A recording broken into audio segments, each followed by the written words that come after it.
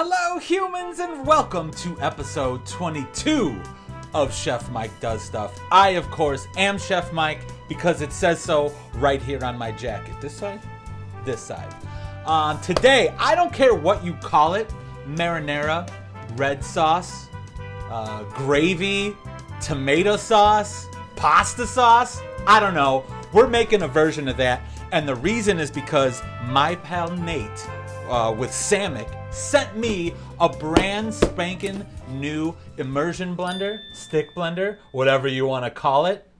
But this is probably something you, the viewer, can't get your hands on because this is a little more industrial. And from what I understand, this isn't even out on the marketplace. This is like a sneak preview of this awesome immersion blender. I'm making marinara sauce. Why am I using an immersion blender? Well, my family does not, and I repeat, does not like chunky tomato sauce. So I have to puree it all up nice and smooth because that's the way they like it. I like it all the different ways. Doesn't matter to me, but that is why we're going to use this bad boy later, and it's going to be totally awesome. The other thing I'm going to do, I did get some store-bought gnocchi. Going to cook it up so that way we could put the sauce on something and eat it. But really the most important thing is we're making the sauce. That's what we're going to start with. You, of course, can serve it with anything you want. Do cool things with it. I don't know. Turn it into pizza sauce. Turn it into tomato soup. Turn it into minestrone soup. Turn it into whatever you want. Change the ingredients. Add a lot more of this. Don't add that. I don't care. The point is to just show you an easy, simple way to make a sauce. Before we get cooking, once again, thank you everybody for liking, sharing, subscribing, hitting the bell, letting everybody know that Chef Mike exists. I appreciate it very much. Make sure to tell your friends and family to watch. And when I post things, just share it for the world to see. And if you are a brand like Sammic who wants to send me awesome stuff that I can use in my videos, feel free to email me at chefmikedoesstuff@gmail.com and we can figure something out that works for the both of us. So without further ado, a lot of what we're doing is on the stovetop. I did cut and prep things because you don't want to watch me do that. I'll explain what I did, and we're going to go ahead and make some delicious sauce. So I'll see you back over there. Okay, we've got a pot on the stove. It's on medium-high heat. It's warmed up. First thing I'm going to do is probably add, I don't know how much this is, maybe a tablespoon, 2 tablespoons of olive oil. Don't need too much, like so. Next thing I'm going to do is add 1 whole yellow onion. I covered it in plastic wrap so I didn't start crying. 1 whole onion, kind of chopped it up, rough chop, diced, like so. I'm also going to add 1 carrot. Another thing I like to do for the family is hide vegetables in things because my family are sticklers for not eating their vegetables. So I'm going to puree it up into this sauce and they'll never know that they ate a carrot with their marinara. It also adds some delicious flavor. But I had this on high. I'm going to turn it down to about medium right now. What some folks do, which is perfectly fine in a marinara, very simple, is you sweat the onion. So you're just cooking it till it's translucent. I am going to take it a little further. I do want a bunch of browning with the onions. I like the flavor. It makes it a little sweet. So that's what we're going to do. So we got that going. I'm going to add some salt. You don't have to add a whole lot just yet. That's something that we could add a little bit later, but I probably added a teaspoon or 2 of salt. I'm going to add all my black pepper now. I think I got 1, maybe 2 teaspoons of black pepper as well. I'm going to add my dry oregano now. Now, usually I use fresh oregano. Store didn't have any, so I'm going to put some dried in it now. If I was using fresh, because I am using fresh basil, I'm going to add that in the end. I'm actually going to add that basil after we puree this up. As you know, I said in the beginning that my family doesn't so much like the chunky tomato sauce, so I blend everything up just for them because I'm such a great human or whatever. So I got that going. And the other thing I'm going to add is some chili flake. Not a whole lot to make it super spicy, but just enough to know it's there. This is actually more of a medium mild heat chili flake. It's actually Aleppo. It's one I use all the time. It's really the only one I have here other than regular generic chili flake, but I like the flavor of this Aleppo here. Okay, so I turn that heat back up to about medium high because it was going a little high, and I'm probably going to let this cook for about 10 or so minutes. So we'll fast forward when this is all done rocking and rolling. All right, so we've been sauteing these onions and carrots and all our other ingredients. We're looking nice and browned. We've got some coloration on the side of the pot. Don't worry about it. Just try not to burn that. And you'll wait and see why. Next thing I'm going to do is add, I don't know, 8 cloves of garlic. I just crushed it. I'm throwing it right in there. Remember, I'm going to puree this stuff up, so it's not too important how big or little this garlic, the pieces are. But there's probably never enough. I could have added more. What are you going to do? We're adding it now. Now, there won't be as much of that garlic burn because we'll be cooking it for a while. So if you like the garlic burn of fresh garlic, just add some fresh garlic right at the end in the sauce before serving. The next thing I'm going to do, I'm going to add, this is like 1 heaping tablespoon of tomato paste. All right, now, one of the things I love in my marinara or red sauce is using tomato paste because I'm adding it right now. I'm going to use it to, it's going to kind of get some of those little brown bits off the side. You could scrape it off. And then the tomato paste itself is going to brown and caramelize. We're basically adding some delicious flavor to this that would not be there otherwise. So if it starts browning, getting stuck on the bottom of the pan, that's all right because in a minute we are going to add some wine to this as well. This red sauce, marinara, whatever you want to call it, is very, let's say, different than average. A lot of people might just do fresh tomatoes, basil, garlic, olive oil. Maybe that's about it. And cook it for hardly a long amount of time and ready to go. That is certainly delicious.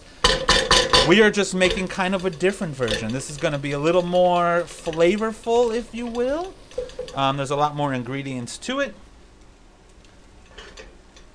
So there. We're going to be back in, 2-3 minutes, and I'm going to put some wine in here. All right, so that's been about 3 or 4 more minutes. Now, I'm not going to scrape the bottom. Hopefully, you could see there's stuff getting stuck to the bottom of the pan here, and that's delicious. It's browning, developing flavor, which is exactly what we want. Now, I'm not putting a lot of wine in, maybe like 3-4 ounces. Normally, you need to remove the pan before you add booze to it because it could ignite. High enough walls here that, and I'm not doing such a concentrated like an alcohol, like a flambe of anything, that I don't have to necessarily worry about it. But if you are nervous, add your wine off to the side or with the fire off, just to be safe. Okay, so we're adding that. Now, with a nice wooden spoon, literally scrape the bottom and get all that stuff off the bottom. You want that in your sauce.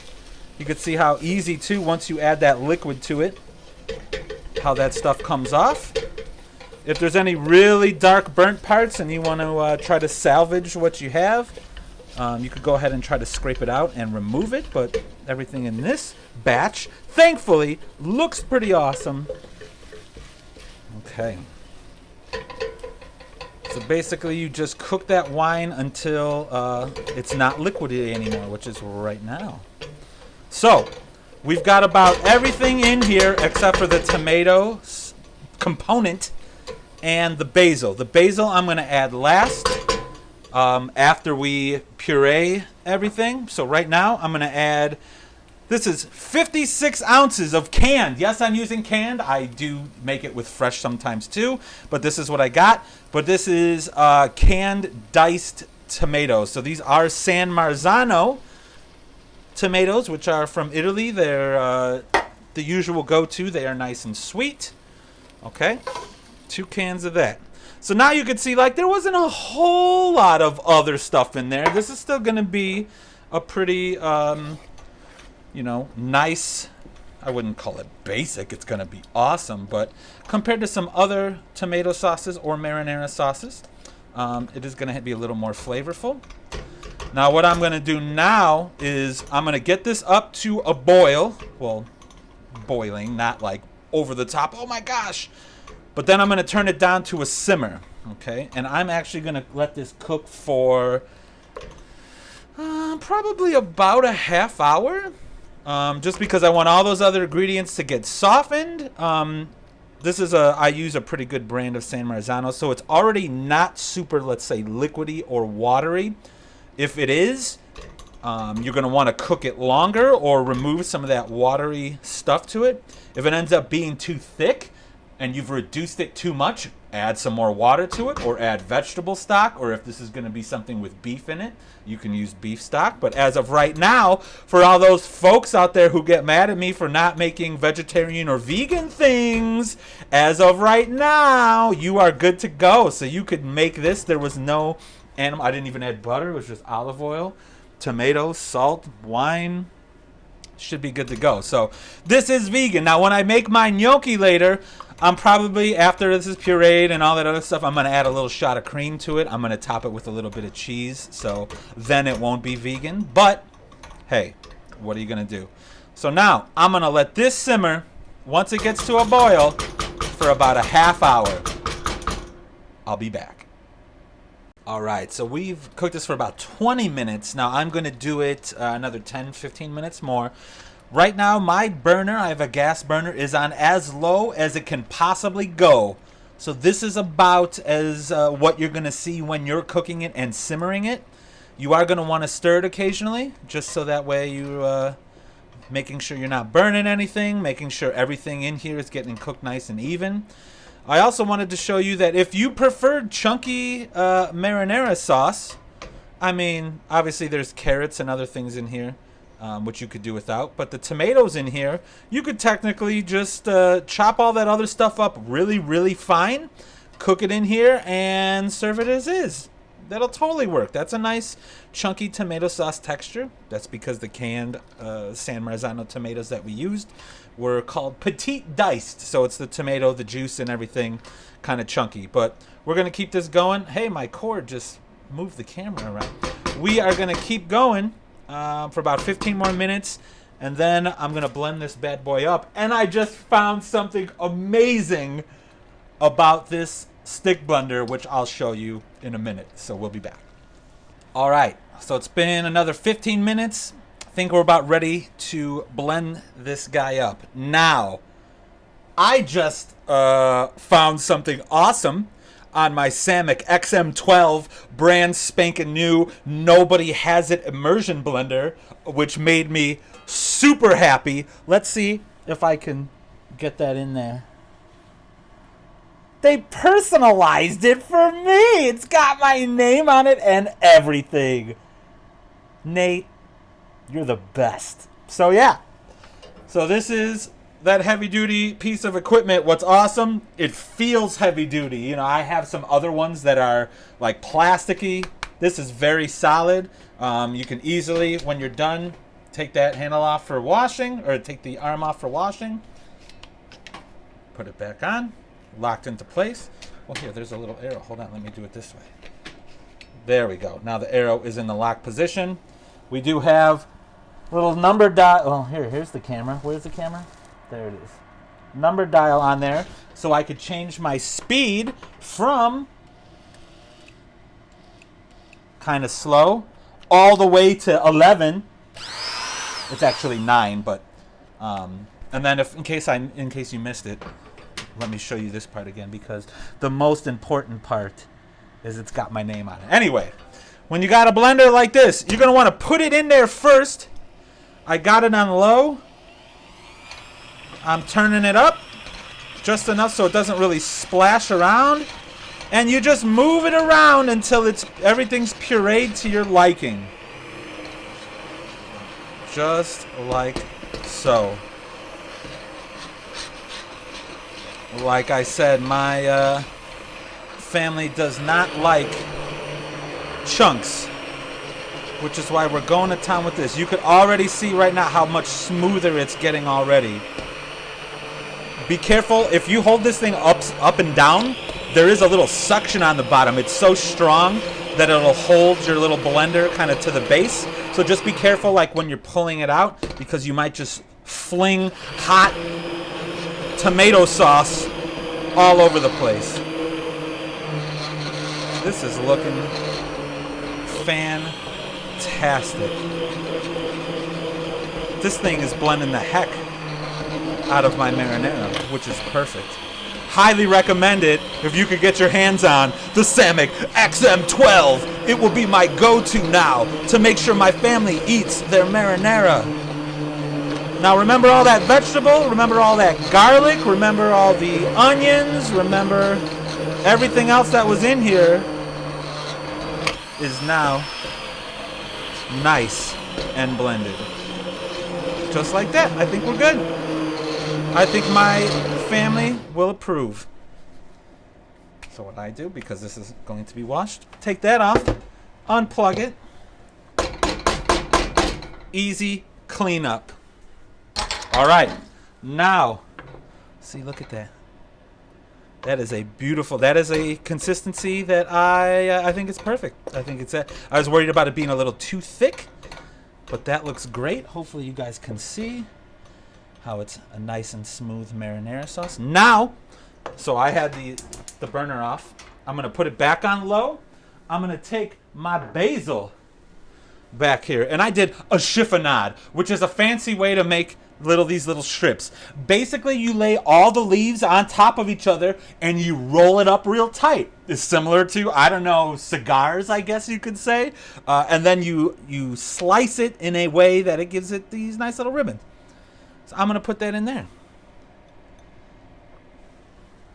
Once you got that in there, oh yeah, and mix through. So I do want that to cook just for a few minutes.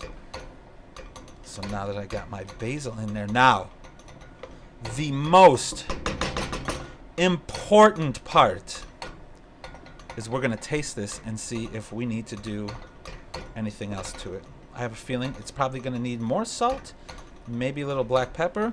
The fact that my stovetop isn't level and it's making that noise every time I stir it is very much bothering me. That's hot. There we go. That's better. Okay, you could add more basil, you could add less basil. If you want more garlic burn, less garlic burn, you can totally add garlic right now. Mince it up, add it in. You want dried garlic, whatever you want. But this is going to be my marinara sauce. Let me get a spoon and try this.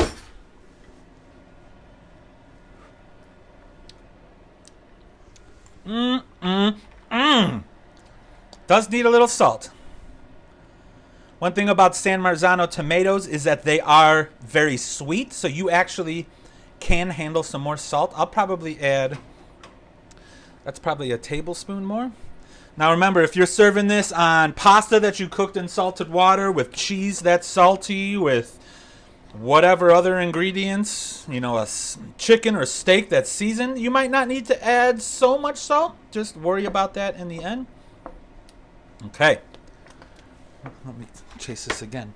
So I ate with this side, so what I do to kind of conserve spoons is now I'll dip it on the handle. Beautiful. All right. I'm going to let that go for 5 minutes. I'm going to get everything set up. I'll have the pasta or my gnocchi just about ready. I'm going to have a pan with my sauce ready to go, and we are going to finish up this little dish here. So, sauce is done. Potato gnocchi is done per the package instructions. You put it in boiling water for like 2 minutes. It's ready. So I got a pan here. Got the heat going. I probably added maybe 2 of these spoons, maybe 3 of those into the pan. We could always add a little more sauce if you want it saucier. If you're American style and like it just drenched in it, you know, go ahead and do that. But we can, you know, add some more sauce later. So let me turn this up just a tad. This sauce, you know, it's done 5 minutes ago, so it's already pretty darn hot. I got a plate here. I got some olive oil, some heavy cream, and a little Parmesan cheese. That's all Ooh, where's my basil? What did I do with that? Oh, hold on. I gotta go grab the basil. Oh, the pan's starting to get hot. Okay. Camera's probably shaking, so got my pan here. Potato gnocchi drained into the pan.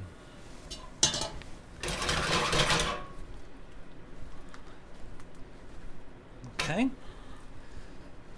That is probably just about the right amount of sauce.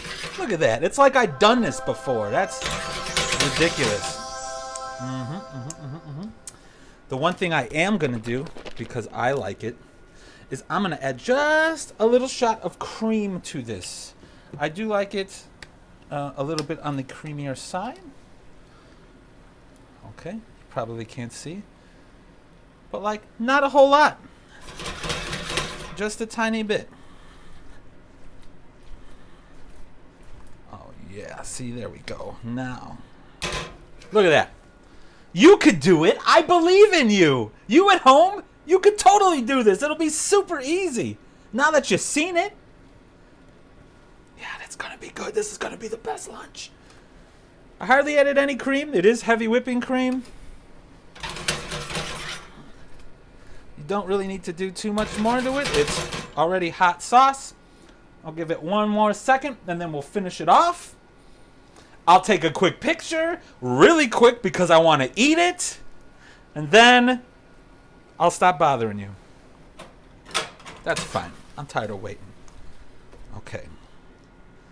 This will go into my bowl here. Try to make it foul. See, I already got one up on the side. Okay. Like that. I'm using my finger because I'm eating this, so I don't care what you think. Okay. Now what I'm going to do, you can still see it? Perfect. How about we just move the camera now? Okay. I'm going to add a little drizzle of olive oil because it's delicious. We don't have a lot of olive oil in here. Fat is flavor.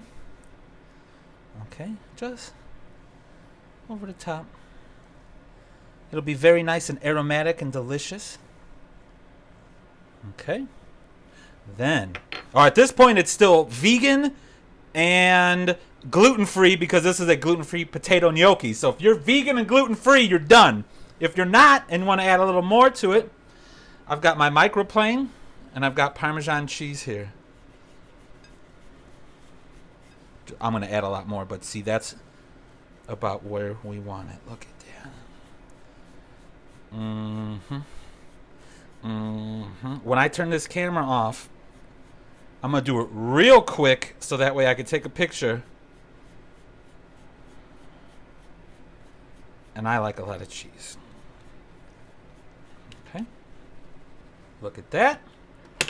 Beautiful. And then I got a little of that leftover chiffonade of basil. Just over the top. Just like so. Yes, indeed. Pow! Or no, bam! I know what it really was. Well, it got a little sticky, not as even of the basil as I want. But you know what? Finger licking good. I'm going to take a picture, and we're going to eat it. There it is. You made your own marinara from scratch. I mean, you used canned, but next time you could use fresh tomatoes if you want. I don't care. Then you made a totally delicious potato gnocchi dish with a little basil and cheese and all that. Technically, if you stopped at the cheese part, this is vegan and gluten-free. So anyone out there looking for vegan and gluten-free recipes, you just stopped the video right there. But I did add cheese and all that other stuff. Also, Nate Sammic, thank you so much for the awesome stick blender, as well as it's got my name on it, which is pretty legit. So without further ado, or whatever, I'm going to eat some of this deliciousness. It's still super hot.